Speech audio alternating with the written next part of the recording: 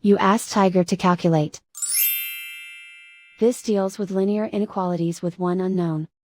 The final result is x equal or smaller than -4. Let's solve it step by step. Group all constants on the right side of the inequality. Add 3 to both sides.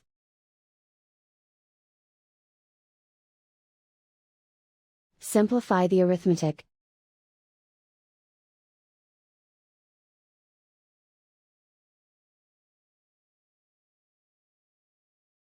Isolate the x. Divide both sides by 9.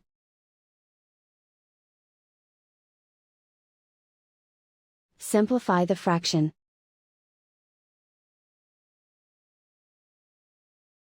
Find the greatest common factor of the numerator and denominator.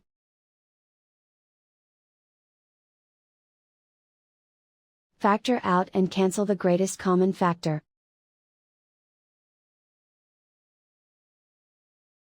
Plot the solution on a coordinate grid. And so the final result is x equal or smaller than -4.